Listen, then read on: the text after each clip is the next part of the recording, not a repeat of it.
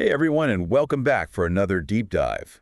Today we are going way back in time to learn about three incredible women from the Bible: Sarah, Rebecca, and Leah. Three fascinating women for sure. Their stories are wild, but ultimately they teach us a lot about faith and building a legacy that lasts even when life throws some curveballs our way. And to help us with this journey, we are going to be looking at a book called Sacred Threads of Legacy: Great Lessons from the Matriarchs of Faith. It's by Lucy Muscioki, if you had a chance to check it out. Oh yeah, Musoki does a fantastic job of digging deep into these women's lives. She shows us their strengths and weaknesses, and most importantly, their incredible resilience in the face of some pretty tough challenges. Okay, so let's start with Sarah. The book opens with her story in Genesis, and we're immediately hit with this detail. Sarah is barren. And it's not just a quick mention, right? The text really drives home her inability to have children. It does. It's repeated several times, almost like the writer wants to make sure we really understand what this meant for Sarah. Absolutely, and think about it. Back then, a woman's worth was often tied to her ability to have children, so this detail really sets the stage for understanding the emotional and societal pressures she faced. Yeah, it's a heavy reality. Yeah. It makes you think about the impact it must have had on her life, especially when you consider that Abraham later fathered children with other women. Right. That detail really proves that the biological barrier was on Sarah's side. Exactly. So she's facing this deeply personal challenge in a culture where motherhood is everything. But then things get even more interesting when God steps in. Oh, definitely. This is where the story takes a major turn. God calls Abraham and Sarah to this new land, Canaan, and he makes a covenant with Abraham. God promises him descendants and a nation. And specifically states that these descendants will come through Sarah. Right. It's like this incredible glimmer of hope in a seemingly hopeless situation. It really is. It's like a light at the end of a tunnel.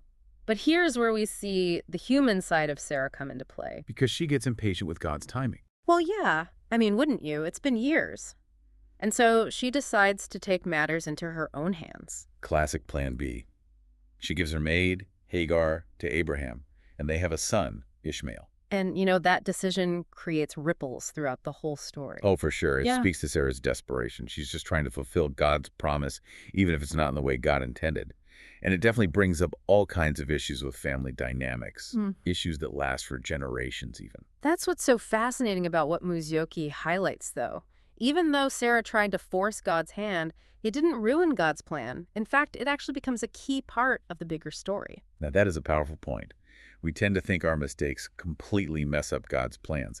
But Sarah's story shows us that God can use our missteps. Our flaws become part of a bigger picture. It really speaks to God's grace and sovereignty, doesn't it? It really does. It reminds us that God can redeem anything, even our bad choices. He weaves it all together for his purposes. Now, years later, as God promised, Sarah gets pregnant and gives birth to Isaac. Sarah has him in her old age, too. Can you imagine that joy and relief after all that time?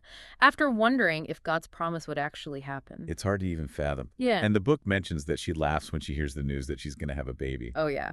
Genesis 21:6, she says, God has made laughter for me. Everyone who hears will laugh with me. Powerful stuff. What do you think her laughter meant? Well, some experts think it's laughter of disbelief, like, is this really happening kind of thing? Maybe even a little irony in there considering her age. But others see it as pure joy and relief. Personally, I think it was probably all those emotions mixed together, like this huge wave after a lifetime of wrestling with God. Wrestling with God. Yeah, like struggling to understand his promises, but ultimately seeing him come through in a way that just blows your mind. It's incredible how much emotion is packed into that one little laugh. It really highlights her whole journey. But then there's another detail that Muzyoki brings up. Remember how God promised Abraham both descendants and a land for them? Right. Well, Sarah dies before Abraham gets any land in Canaan. It's true. It seems a bit strange, right? Like, why would she die before that part of the promise is fulfilled? Exactly. But then something really interesting happens. Something unexpected, right? Abraham buys a burial site for Sarah. And it turns out that this is his first piece of property in the Promised Land. It's wild, isn't it? That little purchase ends up being the start of Abraham's descendants inheriting the land. So even in death, Sarah's playing a huge role in fulfilling God's promise. Isn't that amazing? It's incredible. It makes you think about how even tiny events, even losses, can have this huge impact. It's like each piece of the puzzle is important, even the ones that seem insignificant at the time. Yeah, it's like God is always working, even when we don't understand what he's doing. And he uses our lives, our good parts, and our messes to do things we could never imagine. Wow. I'm already seeing a pattern here.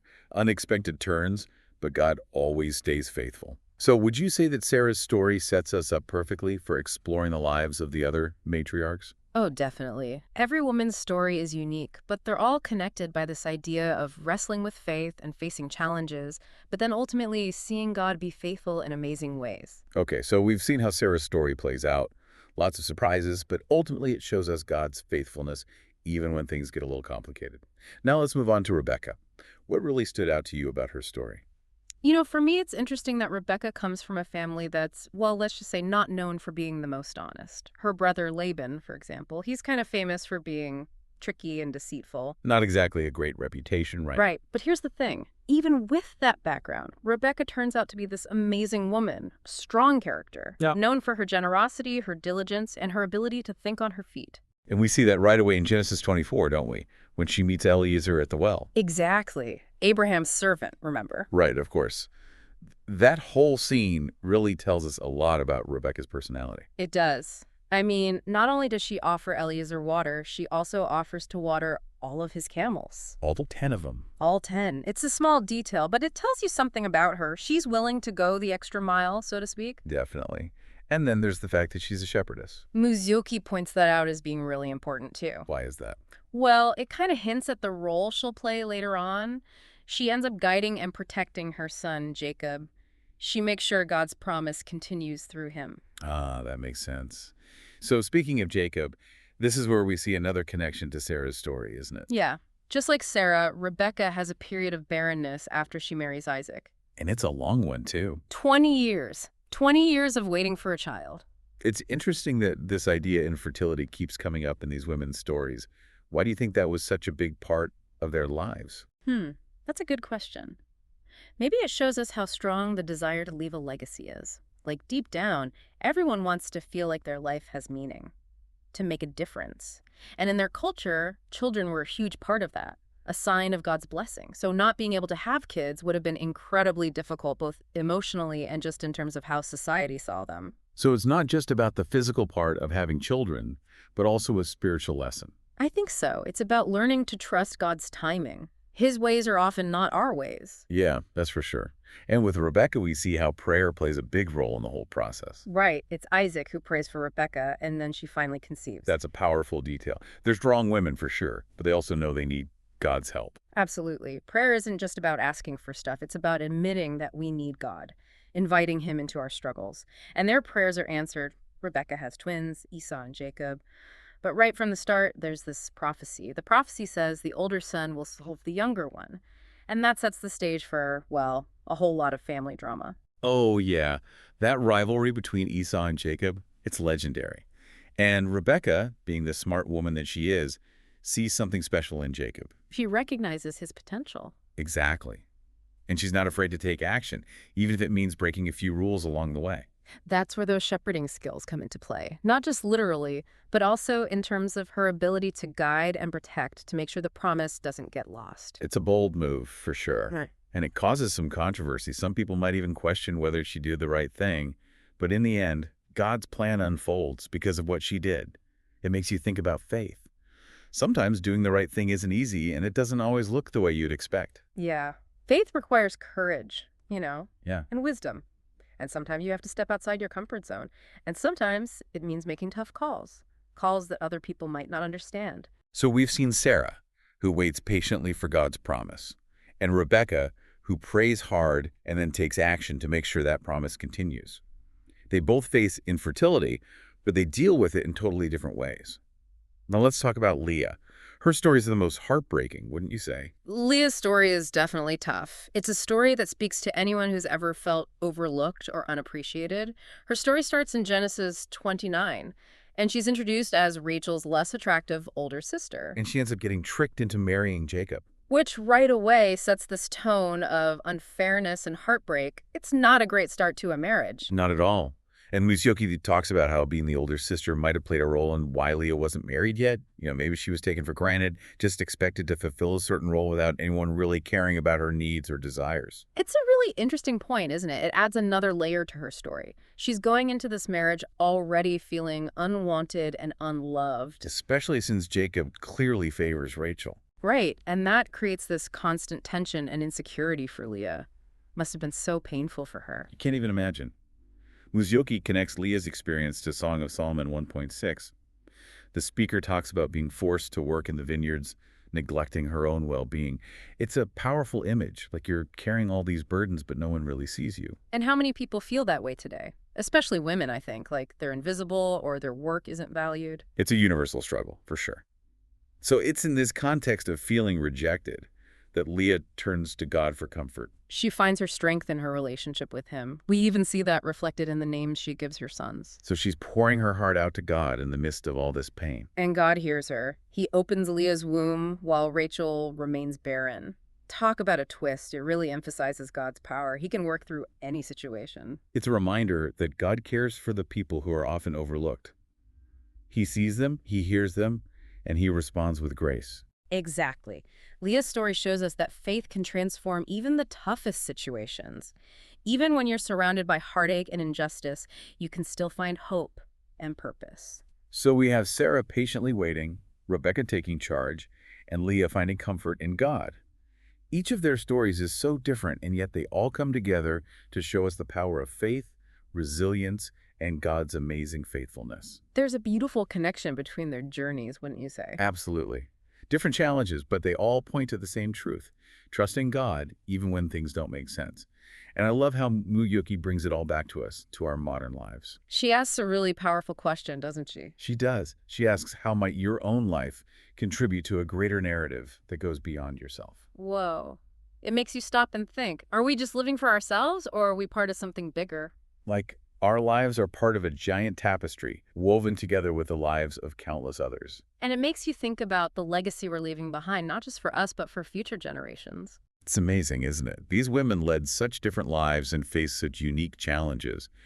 And yet somehow, their stories all point back to the same basic truths about faith, resilience, and God's faithfulness.